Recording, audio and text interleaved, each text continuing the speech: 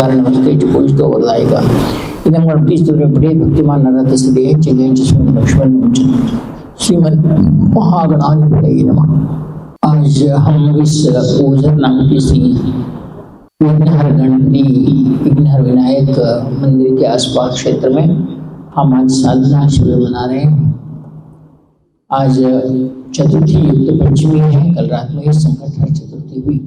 प्रश्न ये उठता है कि क्या गणेश और विनायक एक ही है या अलग अलग है? गणेश या गजानन किसे कहा गया और विनायक किसे कहा गया, और विनायक की आराधना किसी करनी चाहिए और गणेश की आराधना कैसी करनी चाहिए? क्या हम गलती कर रहे हैं? हमें फल मिल रहा है या नहीं मिल रहा है? हम फल मिलने के लिए गणेश की आराधना किस तरह करें और विनायक की आराधना किस तरह करें, इसका ज्ञान हमें हो तो हमें तत्काल फल मिलता है। अब अगर हम विद्वानों से या ब्राह्मणों से पूछा जाए तो वो लोग गणेश और विनायक में हमें फर्क नहीं बताते, या एक ही है कहते हैं, या उसकी आराधना भी एक ही तरह से करना है, ऐसा उनका कहना है। तो इसके बारे में पहले हमें यह ज्ञात करना है कि हम गणपति की पूजा कर रहे हैं या विनायक की पूजा।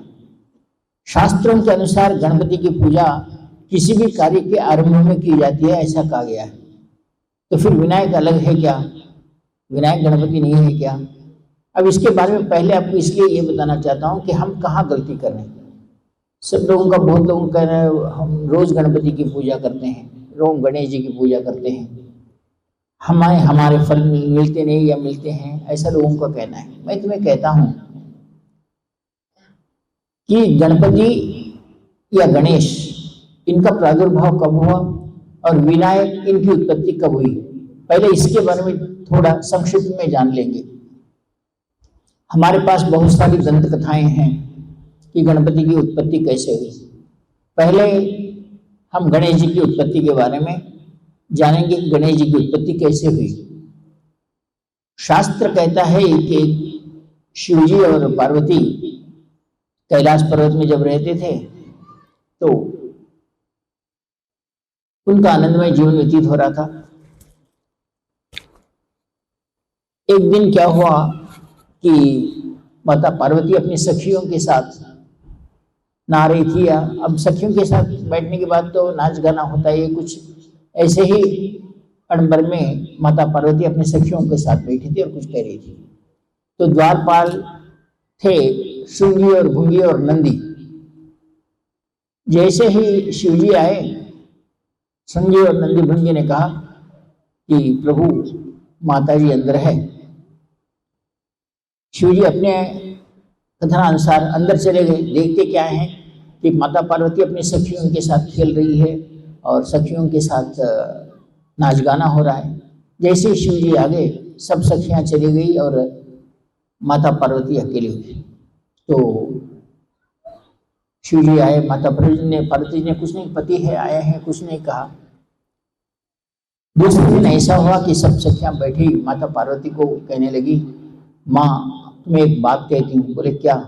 ये शिवजी के गण है ना, नंदी श्रृंगी भृंगी, ये सब अपने को पहचानते ही नहीं, आप और मेरे को। देखो ना, हम अच्छा खेल रहे थे, अच्छा नाच कर रहे थे, सडन एकदम शिवजी को भेज दिए अंदर। माता हमारी तुम्हारे से प्रार्थना है, एक तुम्हारा गण हो तो अच्छा है जो आने से रोके शिवजी को कि हम क्या कर रहे हैं। अब माता जी के दिल में भी आया कि सच बात है, ये अगर मेरा गण होता तो उनको रोक देता था शिवजी को कि माता अपने सखियों के साथ खेल रही है, ये नहीं होता। तो माता पार्वती ने अपने, एक कथा है, अपने शरीर के मन से एक सुंदर पुरुष को बनाया और उसके हाथ में अस्त्र देकर कहा कि जब तक मैं ये नहीं कहती कि किसी को भी आने दो, तब तक तो किसी को नहीं भेजना, या तो मुझे कह देना कि तुम आ रहे हो। तो बोले माता जी तुम अंदर हो, मैं बाहर हूं, ये कैसा? तो बोला शिवजी देवों के देव महादेव है और उनके आने के बारे में कैसा पता चलेगा? तो माता ने कहा, हे गणपति मैं तुझे मार्ग बताती हूँ। तो जैसे ही शिवजी आने का तो संदेशा मिले, तू क्या करना एक आवाज करना, टन टन की आवाज कर देना। तो अगर टन टन की आवाज करें तो हम सब सुधर जाएंगे और हम अपनी जगह रहेंगे। अगर वो नहीं मानी तो ये तो इनको तो सृष्टि कर दी माता ने और पुत्र को वहां रख दिया जो अपने मल से श्रेष्ठ होकर खड़े हुए थे। साधारणतः शिव जी ऐसा रोज आते थे, वैसा उस दिन भी आए, लेकिन देखे क्या कि श्रृंगी बुंगी बाहर है और माता पार्वती के दरवाजे के सामने एक नया लड़का खड़ा हुआ है। तो उसने जैसे ही शिव जी आने के हुए उसने रोका, कहा अंदर नहीं जाने का।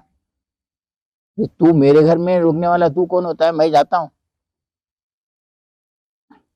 कितना कहने पर भी बोला नहीं जाने का। तो शिव जी ने पूछा, अरे नंदी श्रृंगी ये कौन है, देख यहाँ खड़ा है। प्रभु हमें भी नहीं मालूम, हम तो यहीं खड़े थे, हमें भी नहीं मालूम कब आया है बच्चा, अंदर कब खड़ा हुआ है, हमें भी नहीं मालूम। तब तक पार्वती माता ने उनकी सृष्टि की थी और वो खड़ा था। नंदी श्रृंगी बोले, अरे चल हट, ये तो घर के मालिक है, तो उसको नहीं जाने। कोई मालिक नहीं, मालिक का बाप भी है तो नहीं छोड़ता हूँ। अब है शिव जी को तो गुस्सा आने का ही है क्या, ऐसा नहीं छोड़ता। बोले नंदी श्रृंगी जरा इसको देख ले। नंदी श्रृंगी जैसा ही सामने आए उन्होंने एक ही बात अपने अंकुश से दोनों के सर पे मारा और दोनों नीचे गिर गए। अब शिव जी परेशान हो गए, अरे ये इतना बड़ा कल तक मेरे घर पे नहीं था, आज नया बालक आ गया, वो भी नंदी श्रृंगी से मेरे गढ़ को भी मार दिया, नीचे गिरा दिया, ये क्या बात हुई। मैंने कहा, बालक तू छोटा है, तू नहीं जानता मैं कौन हूं, मैं अंदर जाना चाहता हूं। तो उस बालक ने कहा, मैं आपको बता दिया हूं, मेरी माता जब तक नहीं कहेगी तुम्हें अंदर नहीं भेजने का है और मैं नहीं भेजता आपको। शिव जी बोले, तेरी माता को जाकर तो बोल क्या कोई आया है ऐसा व्यक्ति। मैं बोलने गया तो तुम अंदर घुस जाते, तुम बाहर खड़े रहो, मैं जाके बोल के आता हूँ। शिव जी ने मेरे को मेरे घर के बाहर खड़े रहने के लिए कहता है। बिल्कुल कहता हूँ, मेरी माता की आज्ञा है। अरे तेरी माता को बोल मैं शिव महादेव उनका पति हूं, कोई भी हो, अब बाहर खड़े रहो, तब कहीं मैं अंदर जाके बोलता हूं। अब शिव जी बोले, ये इसको कैसा समझाऊं मैं। बोले तू क्या कर लेता, मैं अंदर जाता हूं। बोले आप नहीं जा सकते, चलो तो फिर युद्ध के लिए तैयार हो जाओ।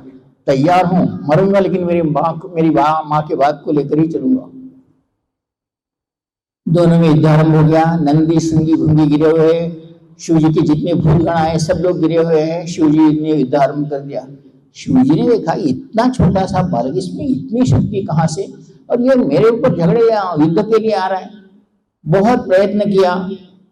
माता अंदर अपने सखियों के साथ बैठी हुई, उनको बाहर क्या हो रहा है बता रही, इधर तो युद्ध तो हो रहा है। आखिर शिव जी को उन्होंने कहा, तुम मेरा कुछ नहीं बिगाड़ सकते, मेरी माँ बहुत शक्तिवान है। अब शिव पति है, उनको तो गुस्सा आएगा ही आएगा। तो समझता क्या है, उन्होंने त्रिशूल से उसका सर काट दिया। सर काटते ही माँ जोर से पुकारा, फिर सर आके चिपक गया। अरे मैंने त्रिशूल से सर काटने के बाद भी आके चिपक गया। एक बार हो गया, दूसरी बार हो गया, तीसरी बार भी सर जब चिपक गया तो शिव जी बोले इसका ऐसा नहीं हो। जैसा ही सिर काट के नीचे गिरा, उन्होंने अपने तीसरे आंख से उस सिर को जला दिया। जला दिया तो उसका जितना धड़ था नीचे का वो युद्ध करने लगा। अरे ये तो आश्चर्य की बात है कि वो धड़ ही युद्ध कर रहा है, ये कैसा हो सकता है। तो उतने में ये जो उनका त्रिनेत्र हुआ, जो उजाला हुआ, माता पार्वती अंदर से भागते हुए आई और देखा कि मेरा सुंदर पुत्र का सर नहीं है, वो धड़ से युद्ध कर रहा है। बोली शिव जी को तुम्हें थोड़ा भी नहीं, कुछ तो कहते, कुछ तो बोलते थे। अरे क्या बोलता, वो मुझे अंदर मेरे घर में आने नहीं दे रहा है, तो कुछ तो कारण तो समझते कि तुम्हें अंदर क्यों नहीं आने दे रहा है। वो कारण भी नहीं समझा, उसको मार दिया। अरे भाई नया बच्चा है, कौन मेरे घर में मेरे को आने को रोक लिया है। अब शिव जी और माता जी में बहस शुरू हो गई। तो माता जी ने कहा, मैंने उसकी सृष्टि की है। तो कैसे? बोले मेरे शरीर के उबटन से, जो मेरे शरीर पर उबटन लगाया था, मैल लगाया था, उससे मैंने उसकी सृष्टि की है।